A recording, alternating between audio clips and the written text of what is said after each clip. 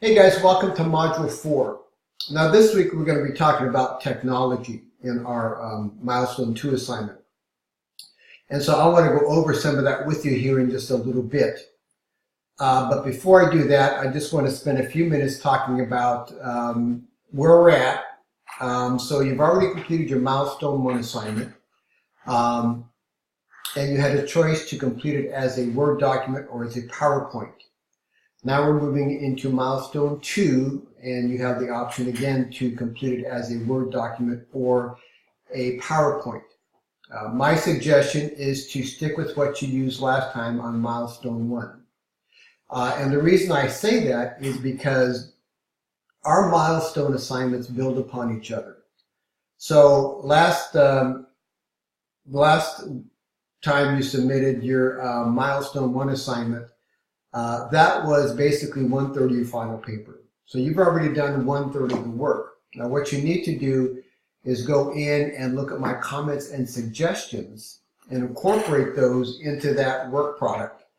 Polish it up and then set it aside, right? So you got 1/3 already done. Now this week you're working on Milestone 2, which is technology. And so once you get done with this assignment, and you take a look at my suggestions, comments, and feedback to you, you go in, make those changes, you fine tune it, you polish it up, and you take that Milestone 2 assignment and you incorporate that into your Milestone 1 assignment, and now you have 2/3 of your final paper done.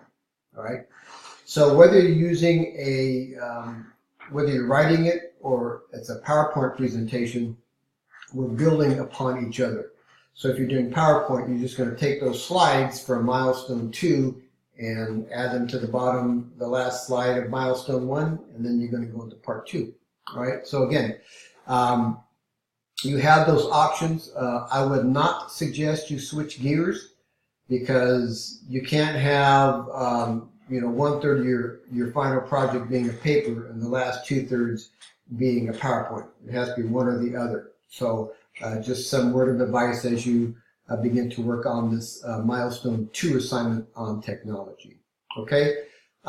Before we talk about that, I want to go over the grading rubric real quick and make a couple observations. So I'm going to go ahead and disappear here and call this up. And there we go. So again, as in the first milestone, remember that you may complete your project as either a Word document or as a presentation. If you select a presentation, it should be submitted in 2 to 3 slides.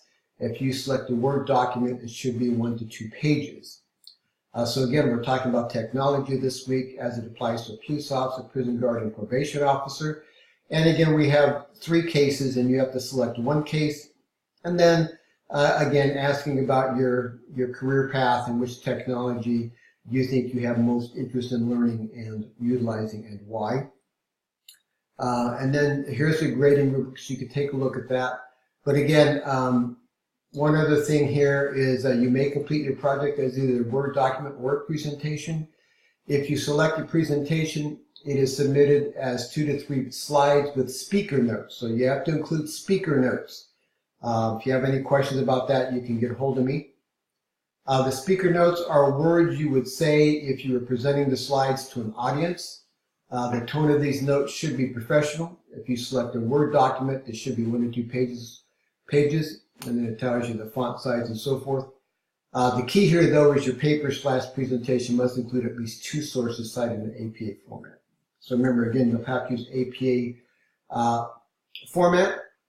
2 sources, and your textbook is always a fantastic reference to use in these assignments. And then I have a couple documents that I'm going to share with you with this short module lecture, so you can use those as a reference too, and I'll have those posted at the bottom for you to access if you need to.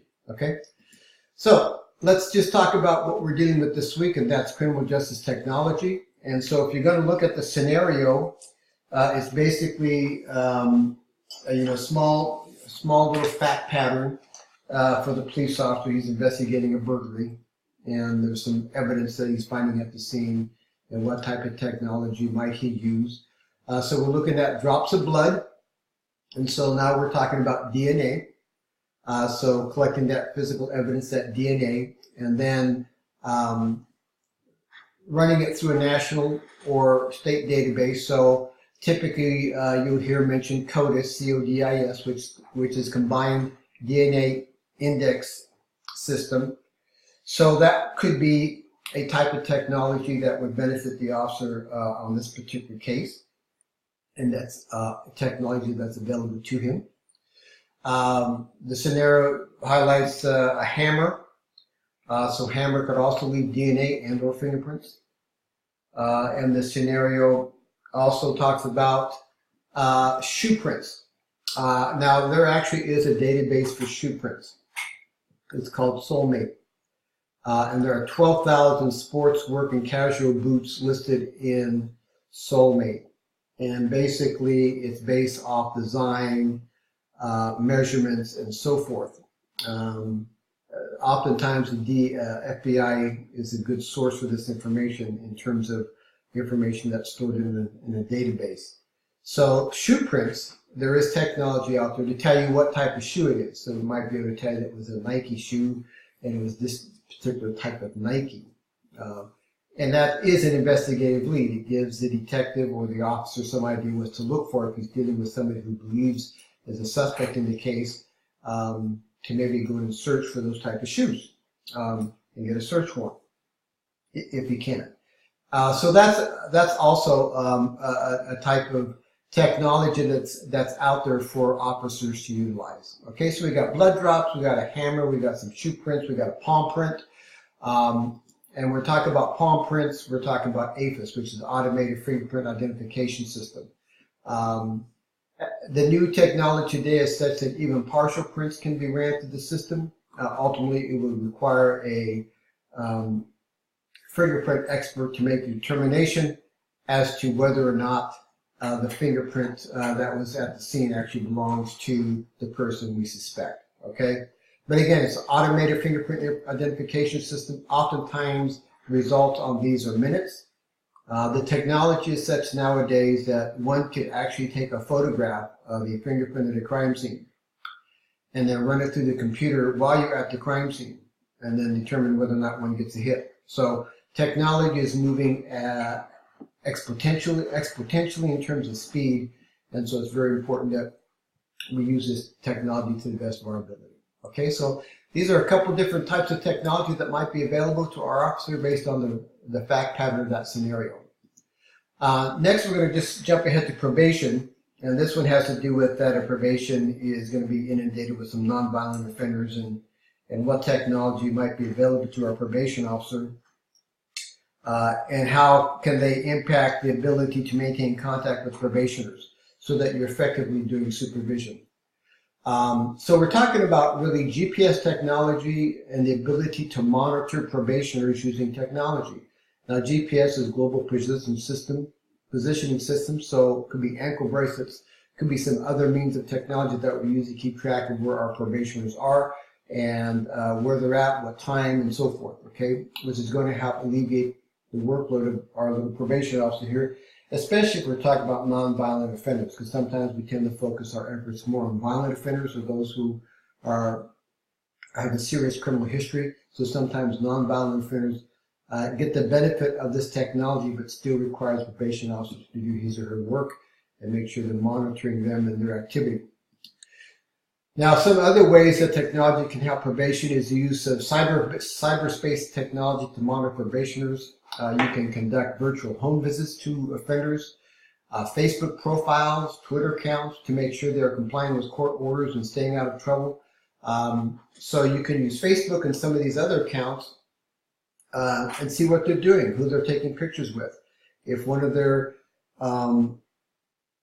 conditions in terms of probation is no gang affiliation and he's taking selfie with someone who's a gang member, then the probation officer is going to be interested in that because that could technically be a violation of the terms and conditions of one's probation. So using social media and those type of platforms to check in on a probationer is always a viable option. Social networking sites, like I said, see what they're doing, searching smartphones and computers. So if your probationer comes to the office, look at a smartphone, see what he's been doing, who he's been calling, what sites he's been visiting. Maybe he or she is prohibited from contacting certain people or from visiting certain websites because they might inhibit or cause them to behave inappropriately. You can check and see what they're doing. So that type of technology is out there. So the ability to search smartphones and computers is always a good tool in terms of trying to keep track of people on probation. Okay. Other type of technology, GPS, used to monitor activities of probationer. Remember, GPS is a tool. You still need to figure out what the guy's doing, because the guy can still commit crimes and be violating other terms and conditions of probation, even though he's using a GPS monitor. So again, being aware of what they're doing, even though they may show they're at home or they're just going to and from work, you still don't know what's taking place at home, for example, and so you may need to make some visits and find out what really is happening and making sure that they are adhering to the other terms and conditions of their probation. Monitoring, searching smartphone computers, we talked about that. Determine websites visited, phone calls being made, monitor their behaviors, basically what they're trying to do. In terms of corrections, all types of stuff is going on in corrections and trying to reduce, in the case of our scenario, the fact that we're trying to deal with visitors coming into an institution and what type of technology is available to help him prevent visitors from smuggling in contraband and drugs and things like that. One of those could be the body scanner, which has been tested in some institutions, much like what you go through at the airport. So it looks through clothing to detect weapons, cell phones, and non-metallic objects. So some institutions use those. Another tool is called the WAND, the Weapons and Non-Permitted Devices Detector. It's very similar to the body scanner, except it's sort of portable. So you can scan it over somebody and get an idea as to whether or not they have something in their possession.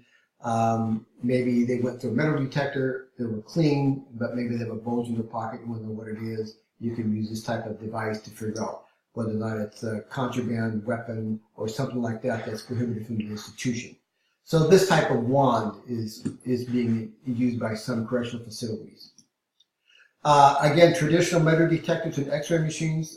Some airports, for example, that don't have the body scanner, you still have to go through metal detectors and your property has to go through an x-ray machine. And so those are also ways to make sure that people coming into an institution for visiting and so forth aren't bringing in any contraband, phones, weapons, things like that.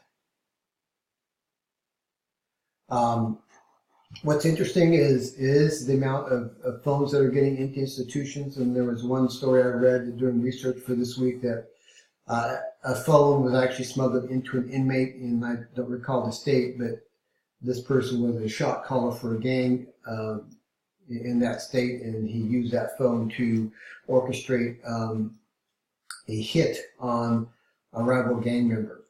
So the whole idea in terms of contraband coming into an institution often takes place with visitors. So people coming in to visit inmates. So it's important that institutions have means and technology to try and make sure that people who come in aren't bringing in contraband that can be used either as a weapon or some other means within the institution. So it's critical that resources be devoted to this type of situation. And so that ties nicely into this whole idea of how do you control contraband coming in on visiting days, things like that. Okay? So again, we talked about the different types, so you can take a look at that some more. Finally, you got 3 court cases this week. United States versus Jones, which has to deal with the use of tracking device by police. And here the police placed a tracking device on a defendant's car. The question became, did the police need to get a search warrant in order to do that? So that's what that case is about. Cowler versus U.S. is police use of thermal imaging device. They use it to scan the outside of a house to determine whether or not it was radiating heat, which they believe would then support their opinion and conclusions that the guy was had a grow house of marijuana inside his house. And finally, U.S. versus White, which has to do with